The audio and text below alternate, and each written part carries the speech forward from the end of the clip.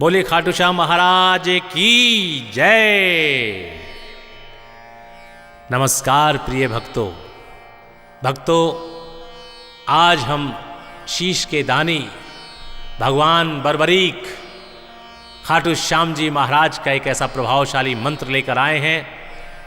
भगवान श्री कृष्ण के रूप भगवान खाटू श्याम जी जो दान त्याग की मूर्ति हैं, जो सब कुछ न्योछावर कर देने वाले बलिदानी कहे जाते हैं, वो अपने इन सभी प्रकार की जो विशेषताएं हैं इनसे आपको परिपूर्ण कर सकते हैं। आप में दान का भाव, त्याग करने का भाव और बलिदान करने का भाव पैदा करते हैं, सर्वस्व न्योछावर करने का भाव पैदा करते हैं। और जब आप इसके लिए तैयार होते हैं तो वो आपको आपके ऊपर न्योछावर करते हैं। इस दुनिया का सारा धन दौलत और प्रसिद्धि वो आप पर लुटाने लगते हैं।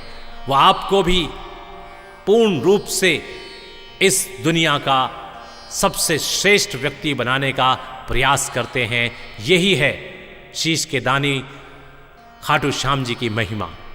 तो आइए हम आपको ये मंत्र बताते हैं जिसके केवल सुनने मात्र से 31 बार सुनने मात्र से प्रातःकाल दिया जलाकर खाटू श्याम जी की तस्वीर के सामने नमन करके स्नान आदि से निवृत्त होकर जब आप बैठते हैं ध्यान के लिए, तो कृपा करके हमारे इस मंत्र को मात्र 21 से 31 बार सुनने का प्रयास कीजिएगा और फिर देखिएगा कि किस तरह से आपका जीवन बदल जाता है। आइए मंत्र बताते हैं आपको। ओम श्री शीश दनेश्वराय नमः। ओम श्री शीश दनेश्वराय नमः। ओम श्री शीश दनेश्वराय नमः। ओम श्री शीश दनेश्वराय नमः। ओम श्री शीश दनेश्वराय नमः। ओम श्री शीश दनेश्वराय नमः। ओम श्री शीश दनेश्वराय नमः। ओम श्री शीश दनेश्वराय नमः। ओम श्री शीश दनेश्वराय नमः। ओम श्री शीश दनेश्वराय नमः। ओम श्री शीश दनेश्वराय नमः। ओम श्री शीश दनेश्वराय नमः। ओम श्री शीश दनेश्वराय नमः। ओम श्री शीश दनेश्वराय नमः। ओम श्री शीश दनेश्वराय नमः। ओम श्री शीश दनेश्वराय नमः। ओम श्री शीश दनेश्वराय नमः। ओम श्री शीश दनेश्वराय नमः। ओम श्री शीश दनेश्वराय नमः। ओम